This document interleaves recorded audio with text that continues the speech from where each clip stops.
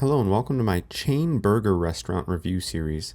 Today I am checking out and reviewing the Shack Burger standard offering from Shake Shack. If you didn't catch the first episode, be sure to check that one out. I didn't even know it was going to become a series, but I enjoy doing it so much. That was on Five Guys. Be sure to check out that video. It will be linked in this one as well at the end. But in the case of the Shack Burger, their standard offering at Shake Shack, this comes with just a little bit more than just meat and cheese as far as toppings go. Not only is it a 100% Angus beef patty, you get American cheese, but you're also going to get lettuce and tomato, the toasted potato bun, and it comes with the signature Shack sauce, which is a combination of, I believe, ketchup and mayo and some other secret ingredients apparently. So it's kind of their tang sauce that a lot of chains tend to have. The advertised photo on the menu makes this burger look pretty good, but let's get to the bottom of it. I'm going to bring you guys along with me as a fly on the wall so that you can get just a small glimpse of the service and the pickup process in ordering food from Shake Shack. Let's go. Hey, how's it going? Picking up, yep. There we go. Thanks, man. Have a good one.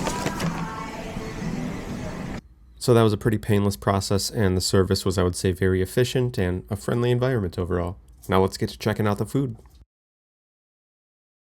From a strictly cosmetic standpoint, I don't think this is a half bad looking burger at all. The cheese I think actually looks pretty appetizing. It's melted nicely. And the sort of blend of colors you get from the assembly of the burger, which is pretty decent, I think is pleasing to look at. Of course, we don't get burgers to look at them, we get them to eat. But one thing I did not want to eat was this lettuce. You can see it was very limp, and the tomatoes did not look particularly great to me either. They looked like they came off of sort of the ends of tomatoes or from really small tomatoes, and they just didn't have the look of high quality tomatoes to me. So I didn't feel like these vegetables were enhancing the sandwich a whole lot. I didn't even try the lettuce. I did eat the tomatoes, and they didn't have the greatest flavor to me. They were kind of bitter. The bun is nice and toasted, but it was unfortunately not evenly spread with their Shack sauce, so it was kind of clumped in one section, which I'm not a big fan of.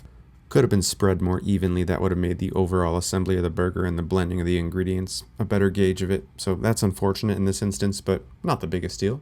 Enough looking at it and enough talking about vegetables, let's get into the first bite of the burger. My overall first impression the first time I tried the burger was that it actually retained a good amount of moisture and juiciness. I don't like too dry of a burger.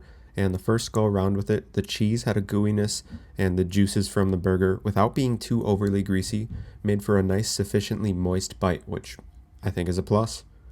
They don't describe it as a smash burger on their website, but I do think this is in the smash style for sure. The edges of the burger are definitely to a crisp point.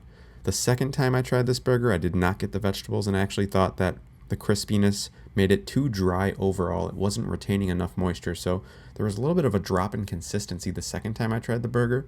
Now let's talk about their signature Shack sauce. I think overall it had sort of a mayo heavy flavor, a creaminess to it. It reminded me a little bit of ranch in its tanginess, but my biggest issue was that I didn't get enough of it any of the times I got the burger. I tried the burger 3 times in total. The first 2 times it was not spread sufficiently. The third time it was spread a lot better, but there still wasn't enough of it in my opinion.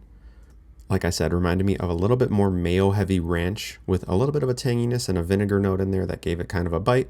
But again, I was left wanting more overall, and the assembly of the burger the first 2 out of 3 times was not proper in terms of the sauce being evenly spread among the bun.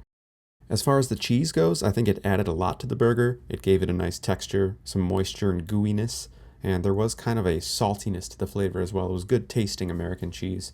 And the patty itself seemed to have some salted seasoning on it as well. Nothing super complex, but it was definitely more flavorful and more seasoned than both the burgers and the cheese from Five Guys, which I thought overall were very bland.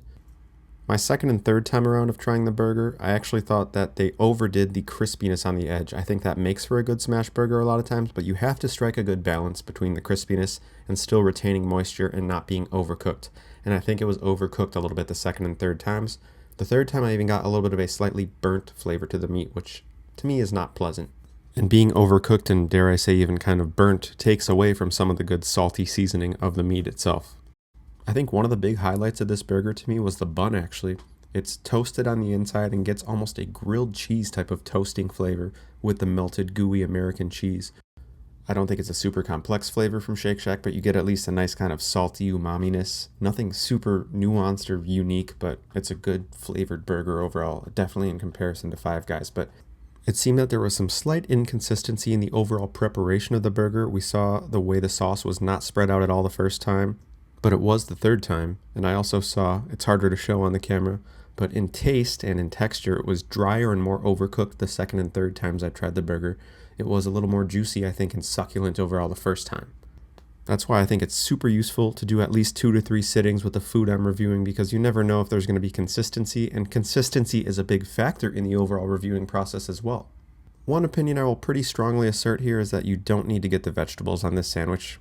I don't think that their presence really enhances the burger much in any way, and I thought the quality of them was kind of low the first time, so I wanted to judge the burger on the meat, the cheese, and the sauce, and then of course the bun, without the vegetables kind of almost obscuring that with their disgustingness, in my personal opinion.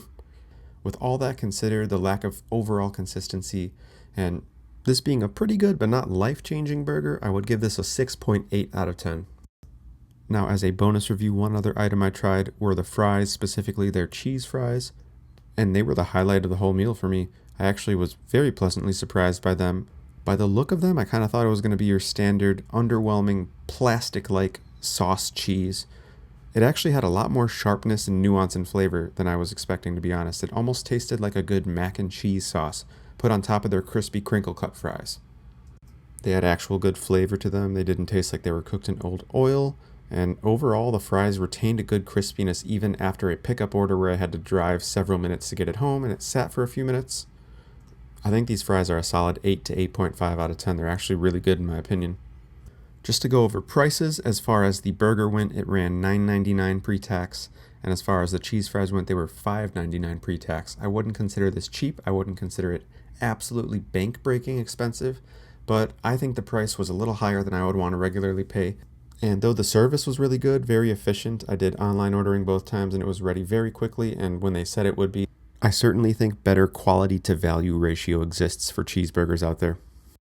I thought this was a little bit better than Five Guys, which I reviewed in the last video, and be sure to check that one out to hear my complete thoughts and see a comparison of the visuals as well. At that's going to take us to the conclusion of this video. I hope you found it helpful. I hope if you've never tried Shake Shack's standard Shack burger with cheese before, that this painted a good picture of it. And I hope this review helps you make a more informed purchase or decide not to waste your money on a purchase based on the contents of the review.